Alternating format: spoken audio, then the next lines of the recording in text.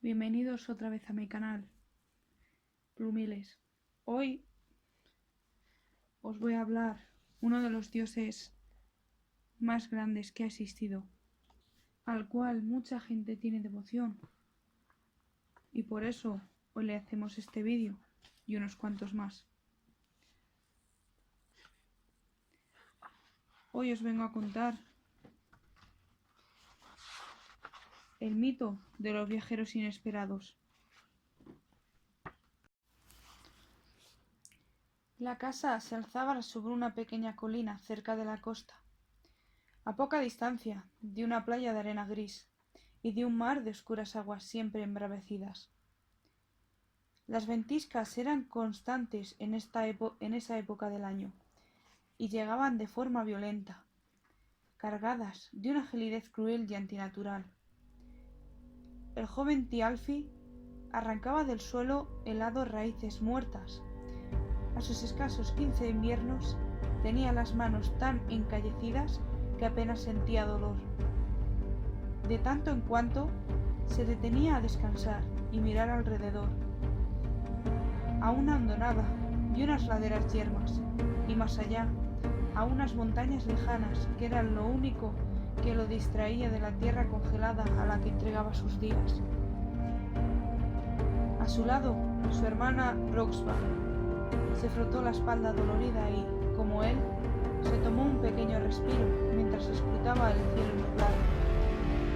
Recogía su melena rubia en una trenza que le llegaba hasta la cintura. Era un año más joven que su hermano, de cuerpo menudo pero fuerte, y con rasgos finos y muy marcados. Ambos se parecían mucho en cuerpo y en talante, aunque Thialfi reconocía que ella era más despierta y a veces también más valiente. Él maldecía su suerte, pero lamentaba todavía más la de su hermana, pues nunca tendría la oportunidad de casarse y formar una familia. Los ojos de ambos se encontraron y compartieron una sonrisa cansada. Sus padres rebosaban sentados en la orilla, mirando más allá del horizonte, sumidos en aquel silencio que los había invadido hacía tiempo. Los hermanos lo habían intentado todo para devolverles el ánimo de vivir, pero sin éxito. Una extraña fatalidad, o quizás un sortilegio maligno, les había nublado las emociones, desentendiéndolos de la granja, de su familia y de ellos mismos. De no ser por Thialfi y Roxba, tal vez hubieran muerto de hambre. Las cosas no habían sido siempre así. Sus padres, Egil y Asgerd, habían sido gente risueña e incansable que había sabido ver grandes posibilidades donde otros solo veían penurias. Se habían empleado la granja de un importante propietario cerca de uno de los grandes lagos, un lugar apacible, rodeado de bosques y de tierras fértiles. En invierno, la superficie del lago se helaba y los niños se deslizaban sobre los calzados con patines de hueso. El mayor cogía de la mano a su hermana y ambos patinaban hasta reventar de felicidad y cansancio. Esos tiempos de paz se truncaron cuando el padre, y él y con él muchos otros, se vio arrastrado por su señor a una de sus guerras. A su regreso, la mala suerte los golpeó con saña. Las lluvias torrenciales habían provocado el desbordamiento del lago y anegado las tierras ribereñas. Los habitantes de la zona acudieron a solicitar la ayuda del señor, pero eran tantos que resultaba imposible acomodarlos a todos en el reino. Fue entonces cuando les habló de unas tierras de cultivo lejanas, glebas sin dueño y sin trabajar. Tendrían que hacer grandes sacrificios en ellas, pero, a cambio, serían los dueños de su destino. No fueron pocos quienes, como Egil, creyeron sus palabras, o tal vez quisieron creerlas, pero no les quedaba otro remedio. Y finalmente partieron en pos del sueño. Tan pronto como llegaron a la tierra prometida, supieron que su señor no les había contado la verdad. No cabía paisaje más diferente al que estaban acostumbrados. Allí no había bosques inmensos y verdes, ni prados de frescas flores, ni terrenos ricos para el pasto y la siembra, sino que era una región de vastas llanuras que miraba a un mar bravío, castigada por las lluvias y fríos vendavales. Apenas había vegetación y con el deshielo se formaban pantanos plagados de insectos. Sin embargo, regresar estaba más allá de sus posibilidades. No tenían lugar en ninguna otra parte ni fuerza de ánimo para volver atrás. Cuando llegó el momento de que cada uno buscara su propia suerte, las distintas familias acordaron llevar a cabo un ritual para escoger la dirección en que partiría cada cual. Esperaron a que el cielo de la noche se cubriera con aquellas hermosas y espectaculares luces verdes que se veían a veces en su añorada tierra. Algunos decían que podían ser los caminos que conducían a los muertos al reino de los dioses, otros que era el brillo de sus armaduras. Pero todos coincidían en que suponía un buen augurio. Sacrificaron un ganso y regaron el suelo con su sangre. Luego, los cabezas de familia tomaron una pluma del ave cada uno y la arrojaron al aire. Dibujaron hipnóticos arabescos hasta posarse en el suelo. Unos y otros se despidieron, deseándose buena fortuna, y partieron hacia donde cada pluma indicaba, en un acto de aceptación de su destino. Thialfi recordaba bien el día en que su padre decidió detenerse cerca del mar, más por agotamiento que por la idoneidad del lugar. Decidieron levantar la granja en una colina, a salvo de la marea, con un pequeño granero, un establo y un corralillo para los animales. Dispusieron cercas para los huertos y un pequeño muelle en la orilla donde amarrar una barca de pesca. Después de tanto trabajo, se sintieron satisfechos por primera vez desde que arriaran a aquella tierra inhóspita. Tal vez conseguirían prosperar allí. Entonces comenzaron los hechos que destruyeron en ellos toda esperanza. Los hermanos estaban sentados en la orilla, reparando una caña. Thialfi hablaba con Roxba de banalidades, con la única intención de alejar los malos pensamientos, pero se daba cuenta de que ella estaba distraída. Llegado cierto momento, vio que tenía la vista fija en el mar. Thialfi alzó la mirada y contempló cómo la línea del horizonte quedaba oculta tras un espeso muro de niebla, cuyos brazos ya alcanzaban algunos puntos de la costa. Al otro lado del mar estaban los márgenes del mundo. Les había contado su padre.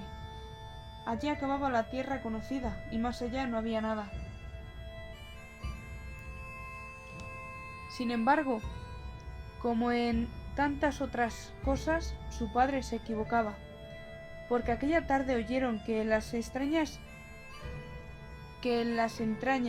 de la niebla retumbaban voces sobrehumanas que murmuraban y gruñían. Thialfi y Roxba se estremecieron, pero todavía habían de presenciar algo que les helaría la sangre. Allá donde la bruma había arriado, ya a la orilla, se movían sombras colosales y aterradoras, formas imprecisas que avanzaban y retrocedían como montañas andantes. Los hermanos corrieron en busca de sus padres, a quienes hallaron en los establos. Al contemplar estos las siluetas fantasmales, Egil y Asgerd se arrojaron al suelo, sobrecogidos por un temor incontrolable. Parecía que su cordura no podía admitir una plenidad como aquella, tan superior a ellos, tan por encima de lo humano. La niebla permaneció allí durante muchos días, extendiéndose por toda la ribera. En ocasiones el mar embravecía, movido por una ventisca gélida, y los campesinos creían oír voces en la bruma, rumores roncos y guturales. Entonces corrían a esconderse en casa, abrazándose atemorizados alrededor del fuego. El temporal podía durar varias noches seguidas y echaba a perder todo aquello que no hubiera podido proteger a tiempo. Llegaron a pensar que las sombras tenían el poder de convocar las tormentas. ¿Serían aquellas sombras las causantes de convertir aquella región en un lugar moribundo? Se sentían profundamente indefensos. No tenían a nadie a quien acudir. Esta sensación ominosa se acrecentó con el paso de los meses. En una misma noche de tormenta, perdieron las 2 vacas que tenían. Una desapareció sin dejar rastro, y la otra tuvieron que sacrificarla cuando se volvió loca, pues su leche se tornó agria y no dejaba que nadie se le acercara. Sus mugidos acongojados helaban la sangre. A pesar de las penurias, no se atrevieron a comerse la carne por temor a contagiarse del mal que la había poseído. Perdieron la cosecha cuando los huertos amanecieron aplastados, llenos de enormes socavones, igual que la barca de pesca y el muelle, que quedaron reducidos a hostillas. No hallaron otra explicación para ello que una imprevista subida de la marea que, esa misma noche, había aupado las aguas hasta los límites de la propia granja y derrumbado las paredes del establo. Thialfi y Roxba vieron desaparecer la luz en la mirada de sus padres como una estrella que se consumiera lentamente en la negra noche. Thialfi les propuso abandonar aquel lugar, condenado, y dirigirse al sur bordeando la costa. Pero ellos vagaban por las tierras como espectros, silenciosos y apocados, o se sentaban a mirar el mar durante horas. Estaban embrujados. Su hijo temía acabar como ellos, y esa idea le horrorizaba más que cualquier sombra tras la nieve. Fue por ello por lo que llegó a tomar una terrible decisión, largamente meditada durante innumerables noches en vela y agotadoras jornadas de trabajo tedioso. Aquella decisión no dejaba de rondarle por la cabeza, y lo atormentaba particularmente aquel día en que se le helaban las manos escarbando el suelo. Se había hecho demasiado oscuro para trabajar. Su hermana y sus padres se retiraron a la casa apresuradamente, con ese temor que les sobrevenía a la llegada de la noche. El cielo estaba calmo y despejado. Las hermosas luces de los muertos ondulaban ya en lo alto y bañaban con su verdor las aguas negras, transformándolas en prados de sinuosos pastos. Thialfi se convenció a sí mismo de que aquello era una señal favorable. Sus padres estarían bien con Robska, y Robska, en fin, tendría que perdonarlo con el tiempo. Entró y cerró la puerta. Aquella iba a ser la última vez que durmiera en esa casa. En medio de la noche se oyó un enérgico golpe en la puerta y todos se incorporaron sobresaltados. Tal vez solo había sido el viento. ¿Qué si no? Nadie más vivía en las proximidades ni recorría esas tierras, y mucho menos a aquellas intempestivas horas. Los hermanos saltaron de sus jergones. Thialfi encendió una lámpara de aceite y Rosva cogió la hacha de cortar la leña que colgaba de la pared. Mientras que Thialfi se aproximaba a la puerta intentando escrutar el exterior a través de la separación de las tablas, ella se escondió al otro lado. De nuevo se oyeron varios golpes en la puerta, esta vez con la fuerza e impaciencia que la madera crujió. Sin duda, alguien estaba llamando. Roxba alzó el hacha por encima de su cabeza. Thialfi preguntó: ¿Quién va? —¡Abrid! —respondió una voz briosa. «Abrid antes de que mi amigo eche la puerta abajo». Thialfi tragó aire, descorrió el cerrojo de hierro y abrió. Afuera aguardaban dos figuras encapuchadas de una altura notable, que los obligaba a arquear levemente la espalda para presentarse ante él. Hacía meses que no veía un alma humana más allá de su familia, pero era tan extraño recibir una visita nocturna en aquel lugar desolado que Thialfi no lograba vencer sus recelos. «¿Qué deseáis?». Ambos viajeros descubrieron sus rostros quitándose la capucha. Thialfi nunca había visto a nadie tan alto y corpulento. El que mostraba una complexión más recia los saludó con una leve inclinación de cabeza. El otro, más espigado, sonrió, no sin cierta altivez. Cuando habló, el joven reconoció en su voz a quien había reclamado que abriese la puerta. «Disculpad lo importuno de nuestra llegada. Hemos estado viajando todo el día y esperábamos encontrar un lugar donde guarnecernos y pasar la noche, pero mi amigo insistía en continuar otro poco.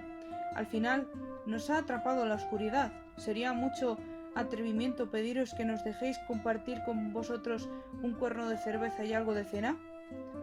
Ante estas amables palabras, Thialfi lanzó una mirada de desconcierto a su hermana. Dándose cuenta de la extrañeza del joven, el más corpulento de los dos visitantes se decidió a hablar. Su voz retumbó con gravedad. Era una voz que no aceptaba un no por respuesta, que no daba segundas oportunidades. «No habéis de temer nada. Somos viajeros. Vinimos de muy lejos y vamos a un destino aún más lejos. Mi nombre es Athli, y el de mi compañero Logi».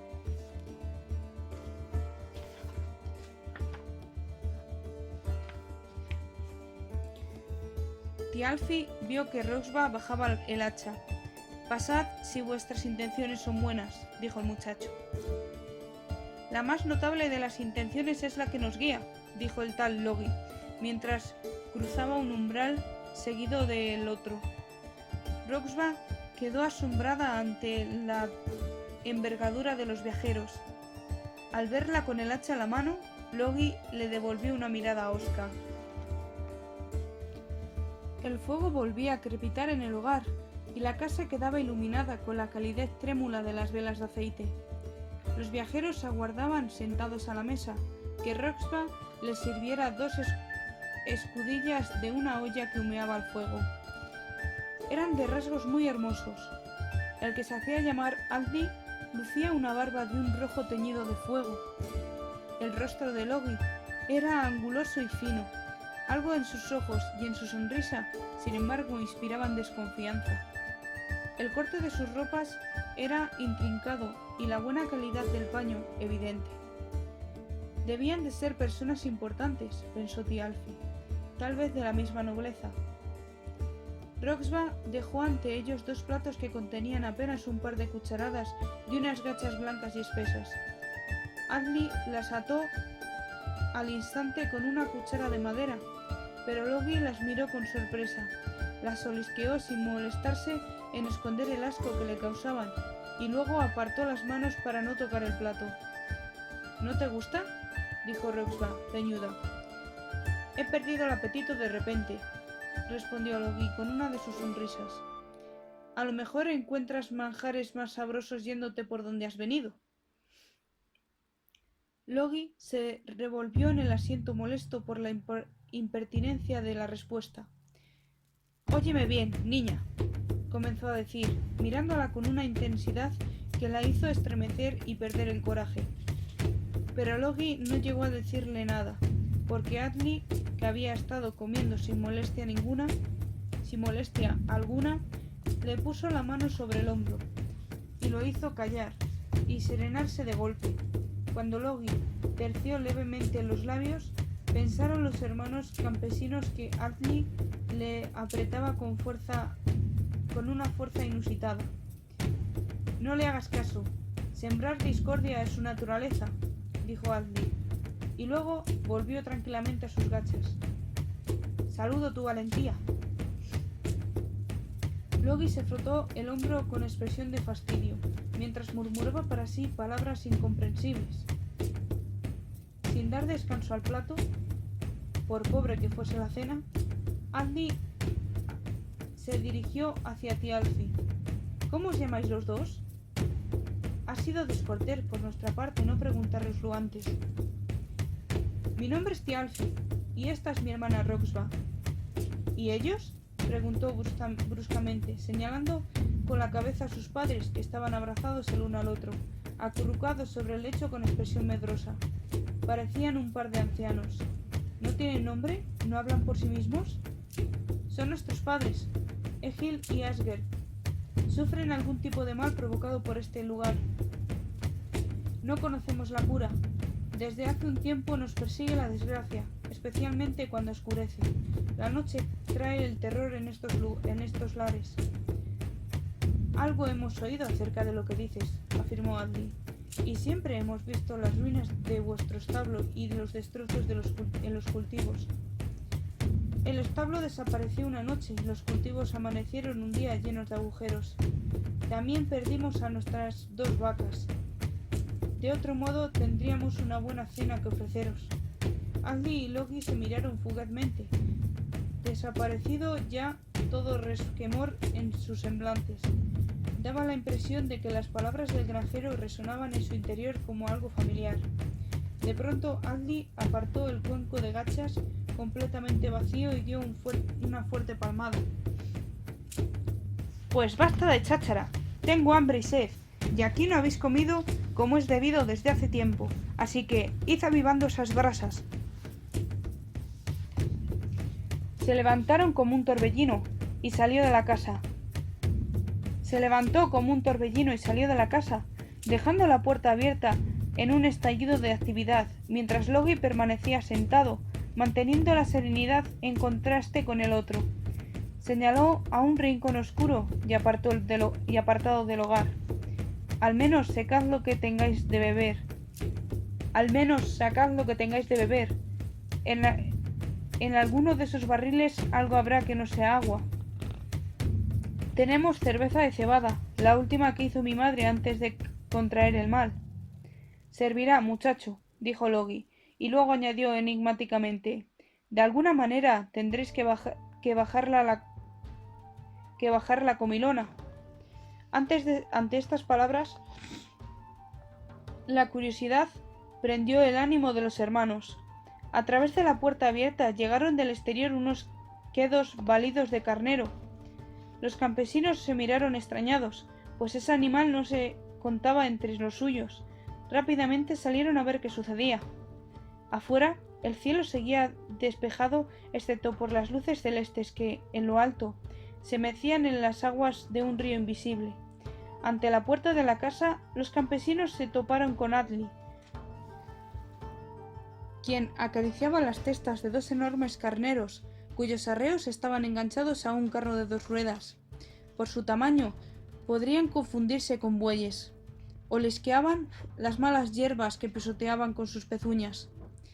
Mis carneros voladores, 2 compañeros muy leales, Tanjostir y Tangrisnir, rompedientes y crujir de dientes, dijo Adli, sin esconder el cariño que sentía por aquellos portentosos animales, mientras los granjeros se miraban, imaginando con maravilla cómo debía de ser verlos volando. Acercándose mucho a los animales, les habló en voz baja, tiernamente. Los 2 movieron sus cabezas a la vez y se restregaron contra las piernas de su amo, como si asintieran. Resoplaron con fuerza. Adli les dio las gracias, se inclinó sobre ellos respetuosamente y retrocedió unos pasos. Del interior de sus ropas sacó un pequeño martillo. Thialfi se maravilló al ver cómo, en unos pocos latidos de corazón, multiplicaba su tamaño por 2, por 5, por 10. El mango del arma era más corto de lo habitual, lo que obligaba a cogerla con una sola mano. Pero, a pesar de todo ello, la alzó hacia el cielo sin esfuerzo. El martillo comenzó a crepitar con chispas azules, y en respuesta a una llamada silenciosa, unos truenos retumbaron en la lejanía. Thialfi miró a Roxba. Ambos tenían erizado el vello de los brazos y las puntas de los cabellos. De pronto, Alfie descargó el martillo sobre la testa de Tangostir. El hierro partió el cráneo del carnero con un crujido sobrecogedor, como el de una roca quebrada por el frío nocturno, y luego el animal se desplomó en el suelo sin emitir ningún sonido.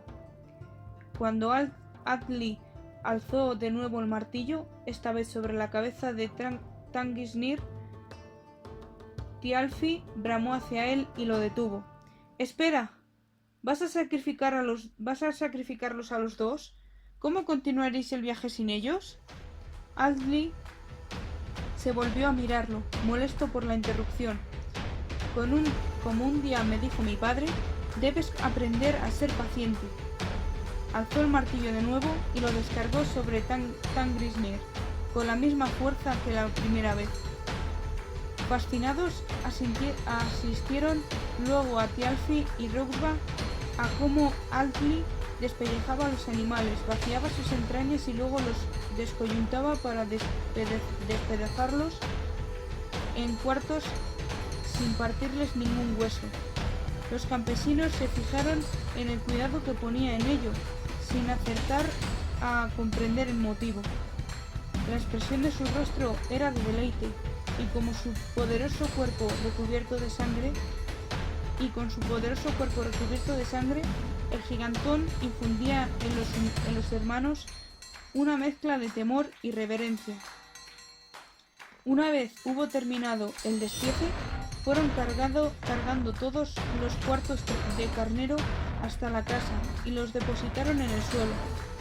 Cuando toda la carne estuvo dentro, Atli extendió las pieles de los animales frente a la puerta para que se secasen, y habló con su fuerte voz dirigiéndose también a Egil y Asger, los padres campesinos.